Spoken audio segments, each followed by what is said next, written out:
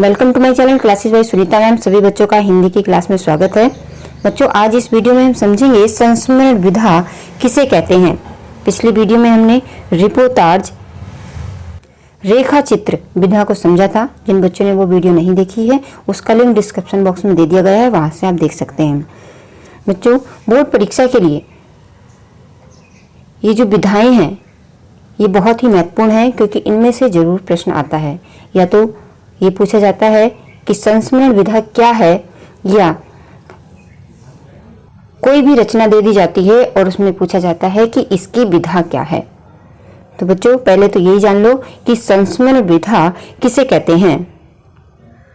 संस्मरण विधा का अर्थ बच्चों देखिए, संस्मरण शब्द से ही अर्थ निकल रहा है कि सम्यक स्मरण मतलब याद, अर्थात स्मरण में लेखक स्वयं अनुभव की हुई किसी व्यक्ति या किसी वस्तु अथवा घटना को आत्मीयता एवं कलात्मकता के साथ विवरण प्रस्तुत करता है।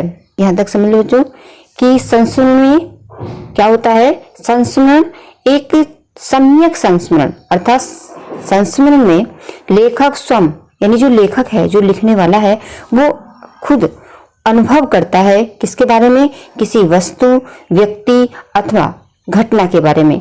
फिर उस व्यक्ति या उस वस्तु या उस घटना को बड़ी ही आत्मीयता एवं कलात्मकता के साथ जब वो विवरण प्रस्तुत करता है तो बच्चों उसे ही कहते हैं संस्मरण विधा। अब आपको समझ में आ गया होगा कि संस्मरण विधा किसे कहते हैं।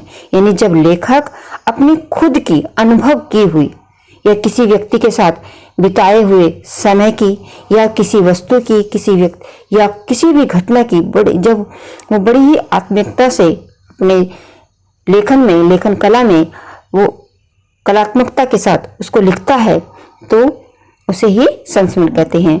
जो इसका जो संबंध होता है, इसका संबंध प्राय महापुरुषों से होता है। यानी इसमें लेखक अपनी उपेक्षा उस व्यक्ति को अधिक महत्व देता है। यानी जब कोई संस्मरण लिखता है लेखक तो ज्यादातर ये महापुरुषों पर लिखा जाता है, और इसमें लेखक अपने बारे में कम और जो जिसके बारे में लिख रहा होता है उसके बारे में ज्यादा महत्व देता है।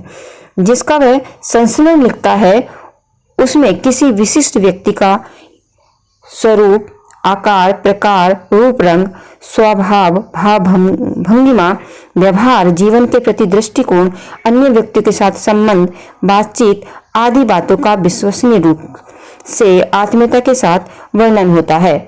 इसका अर्थ है कि जब कोई लेखक जब संस्मरण लिखता है किसी व्यक्ति के बारे में तो उस व्यक्ति के विशिष्ट स्वरूप का विवरण करता है, उसके आकार, प्रकार, किस रूप रंग का है, उसका स्वभाव क्या है, उसकी भाव भंगिमा क्या है, उसका व्यवहार कैसा है, जीवन के प्रति उसका दृष्टिकोण कैसा है, अन्य व्यक्ति के साथ वो किस तरह से संबंध रखता है, वह किस तरह की बातचीत करता है, इन सभी बातों का विश्वसनीय रूप से पहले वो खुद आत्मसात करता है और तब उसका वर्णन बड़ी ही कलात्मक ढंग से करता है।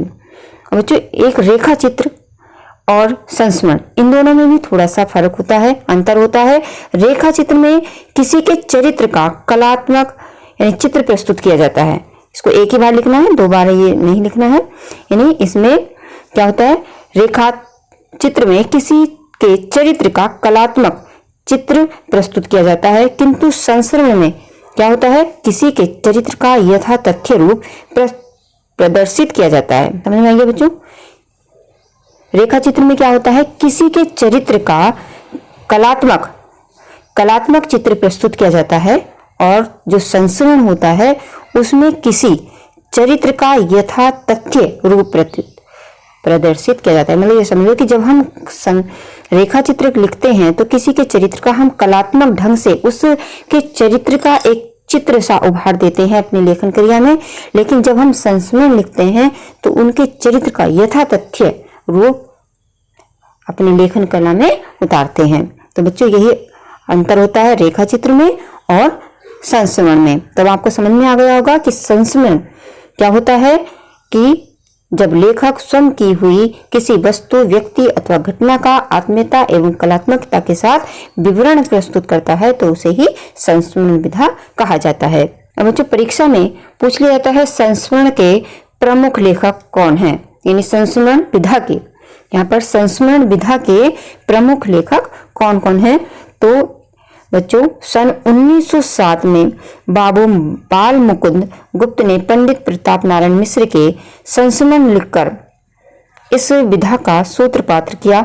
और हिंदी के जो प्रमुख लेखक हैं उनमें से हैं नारायण चतुर्वेदी, बनारसी राज चतुर्वेदी, पदम सिंह शर्मा आदि हैं। बच्चों अगर परीक्षा में आए कि संस्मरण के प्रमुख 2 लेखक का नाम लिखिए तो आप इस प्रकार से लिख सकते हैं कि श्री नारायण चतुर्वेदी, बनारसी दास चतुर्वेदी और पदम सिंह शर्मा। और अगर आपसे पूछा जाए कोई इनमें से कि श्री नारायण चतुर्वेदी, बनारसी दास चतुर्वेदी ये किस विधा के लेखक है, तो आप संस्मरण लिख सकते हैं। बच्चों परीक्षा के लिए, बोर्ड परीक्षा के लिए जितनी भी जो भी विधाएं हैं उनके 2-2 लेखक आपको जरूर याद होने चाहिए, क्योंकि परीक्षा में लेखक का नाम पूछ लिया जाता है कि ये किस विधा के लेखक हैं, या उनकी विधा दे दी जाती है और पूछा जाता है कि ये किस विधा में लिखी गई है, या कोई भी रचना दे दी जाती है, मतलब कोई रचना दे दी जाएगी और उसमें पूछेंगे ये किस विधा की रचना है।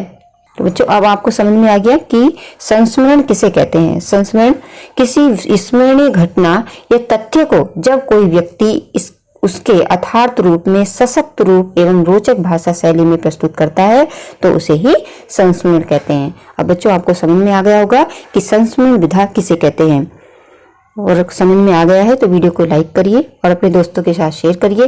जो चैनल पर नए हैं चैनल को सब्सक्राइब करिए ताकि अगली वीडियो का नोटिफिकेशन उनके पास सबसे पहले पहुंच जाए। धन्यवाद।